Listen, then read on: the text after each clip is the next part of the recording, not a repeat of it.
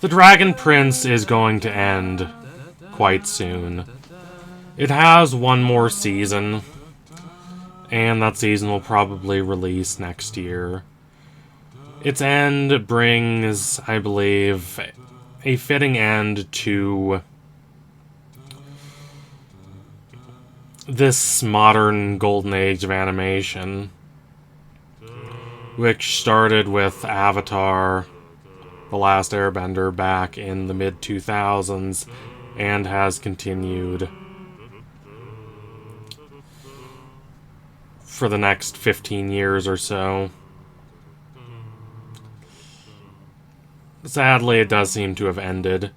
Shows like The Owl House, Amphibia, and the like are over, and there does not seem to be a lot coming to replace them, with the decline of a lot of the platforms. The cable animation channels that allowed these shows to prosper in the first place. The Dragon Prince is worth celebrating for itself. It is a very good show, and as the culmination of a very beautiful age. But how will it end? The most obvious answer, I believe, would just be for Callum and his team to band together and defeat the evil Erebos and his enabler Claudia. And sure, something like that might happen. But it would be a little too obvious. It would be a little too straightforward. And the show at its best is not straightforward. It's not easy. It does not provide simple answers. At its best, it's willing to dig into the uncertain feelings, the complexities of human relationships, and interpersonal interactions. These anxieties and dreads and uncertainties that are inevitably a part of life.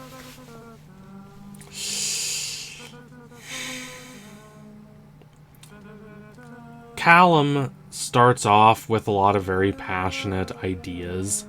He does want to make the world a better place. He does want to bring peace between the humans and the elves. And especially when he forms his connection with Rayla, a very strong connection that gradually becomes romantic, he feels confident. He has a hope for the future. But starting in Season 4, that hope starts to decay. It starts to be undermined and challenged by the difficulties of the world. Fixing these large divisions between humans and elves is not so easy. That division even costs him his own relationship, as Rayla, in large part because of the stubborn beliefs and duty, stoicism, responsibility to elf kind that Rayla has inherited from her milieu. All that's a big reason why she left Callum and caused this relationship to founder. Callum is less confident now. We see last season how the belief that he grabbed the wrong egg, the wrong sphere, was enough to completely destroy his self-confidence and send him into a state of despondency, which is what leads the elves to completely erase that memory and give him an incorrect one, even though it leads to him not realizing that Erebos is in danger of being released, which eventually does happen. The philosopher Hegel talks about the inevitable conflict between these abstract individual desires and the way of the world. This hard, callous, tragic framework for simply how things are. That is, in one part, the status quo, the existing moral and social systems that govern life.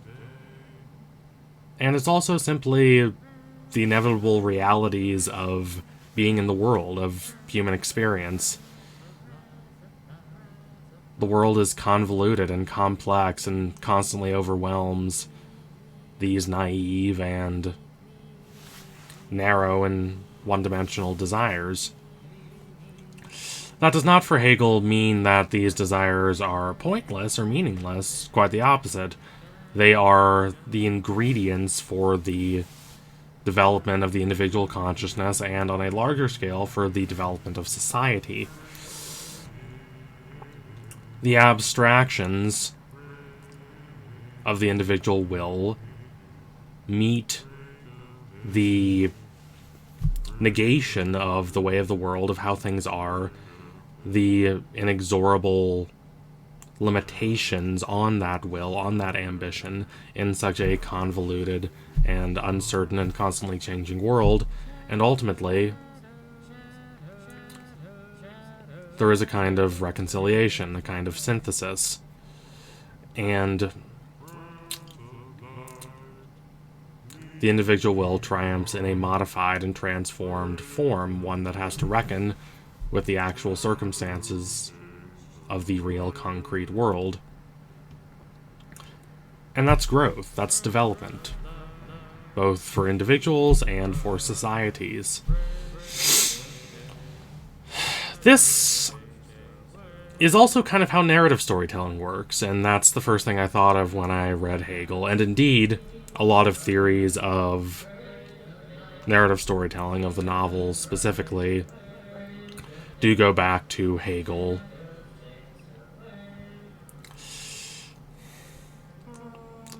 An individual has certain wants and beliefs,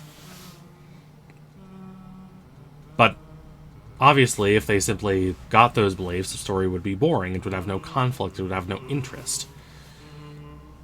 What is interesting is seeing those beliefs challenged and seeing them have to be modified after their initial abstract version. The initial beliefs of the protagonist are overwhelmed by the way of the world, by the experience of an uncertain and constantly surprising life. And yet, that world simply has a negational power. It does not have any positive force for change or for improvement. As such, it cannot fully overwhelm the individual.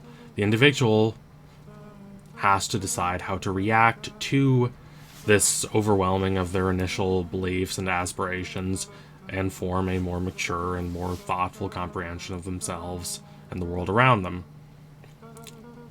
This is certainly the case for Callum, and is the case for Rayla.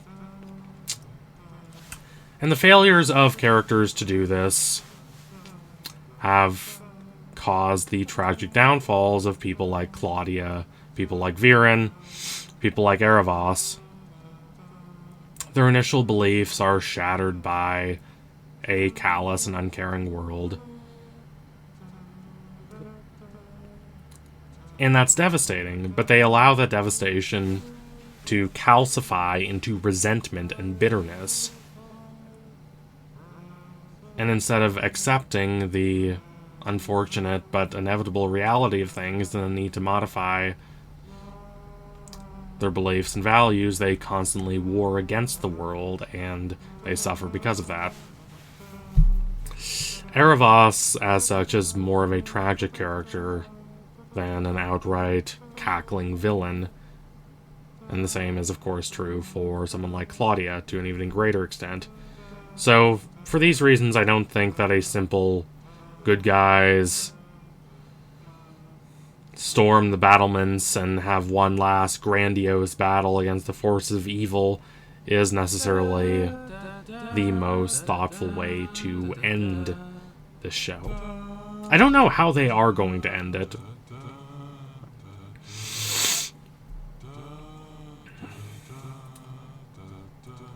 It's possible that Erebos will simply give up.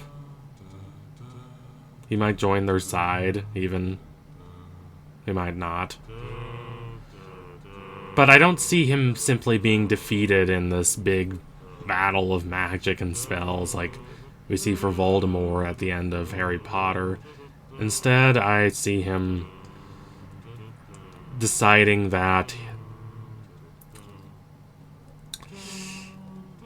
like Viren, his desires are futile and they will not bring him the satisfaction he desires, and he voluntarily decides to surrender.